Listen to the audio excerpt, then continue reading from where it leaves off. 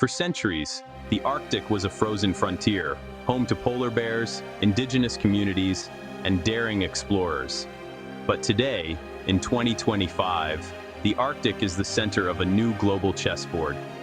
Melting ice has transformed it from a mythic wasteland into a region of immense wealth, strategic value, and global competition. Climate change is opening new shipping lanes and exposing vast reserves of oil, gas, and minerals. The Arctic Five, Canada, Russia, the United States, Norway, and Denmark are all vying for control. While the world watched the US and Russia, Canada has quietly emerged as a dominant force. The battle isn't fought with armies, but with strategy, diplomacy, and long-term investment. Canada has been building infrastructure, alliances, and legal claims, turning the North from a barrier into a bridge. As America is distracted elsewhere, Canada's patient approach is paying off. The world is waking up to a new reality. The Arctic's future may belong to Canada. The stage is set for a quiet but intense geopolitical drama. Few think of Canada as a global power, but a bold strategy is changing that. Mark Carney, former central banker, is at the heart of this vision, linking economic growth, environmental stewardship, and sovereignty into what's now called the Carney Doctrine. It's not about military might, but about smart, silent investments and sustainable development. Canada is funding research stations, satellite monitoring, and deep-water ports, creating a permanent presence in the Arctic. Through international law, Canada is methodically expanding its claims, submitting scientific data to the UN to extend its territory. This legal approach frames Canada as a responsible global citizen, making it hard for rivals to object. Crucially, Canada partners with Indigenous communities, integrating traditional knowledge and ensuring local benefits. This alliance strengthens Canada's legitimacy and moral claim to the Arctic. The Carney Doctrine is a patient, strategic play, turning the Arctic into Canada's backyard. It's a masterclass in subtle power. While Canada plays chess in the Arctic, the US is barely in the game. For decades, America has treated the Arctic as an afterthought, failing to invest in ships, infrastructure, or diplomacy.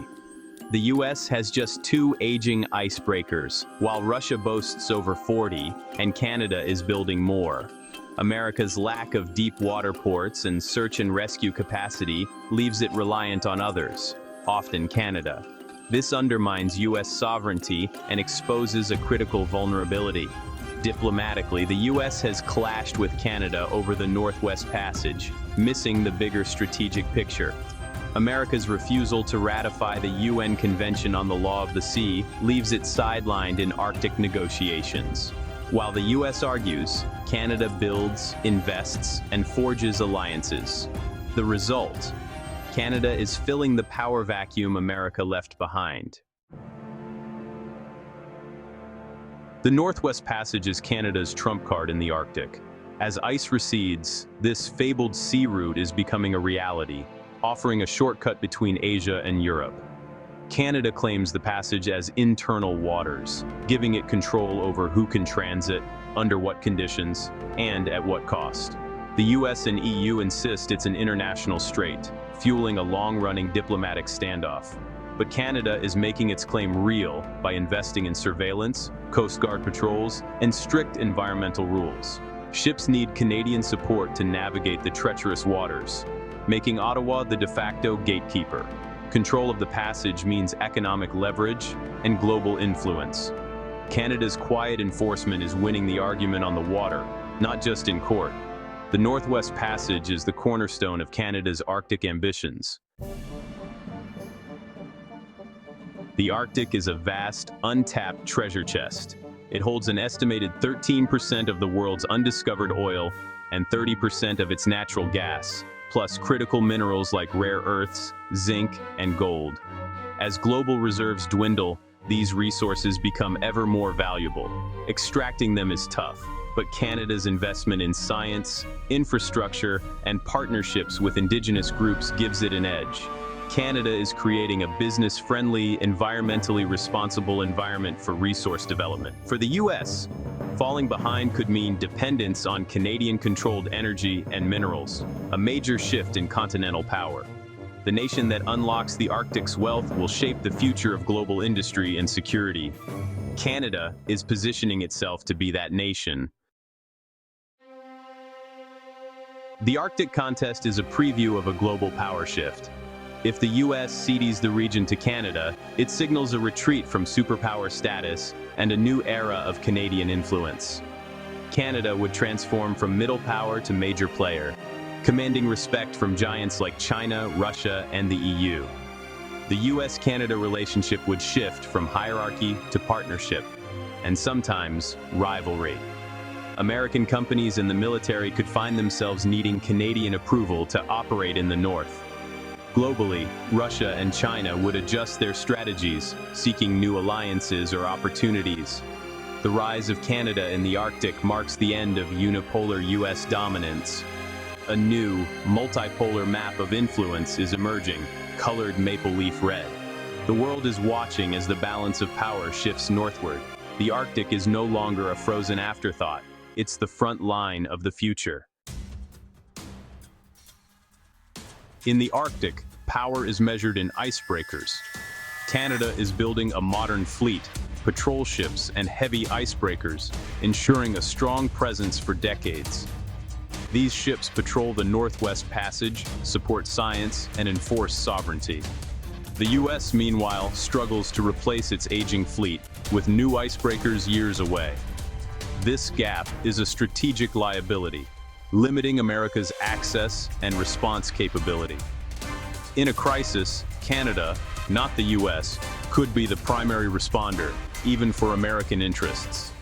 The imbalance weakens America's diplomatic hand. Canada's investment is a strategic masterstroke, giving it real-world leverage. In the Arctic, presence is power, and Canada is winning.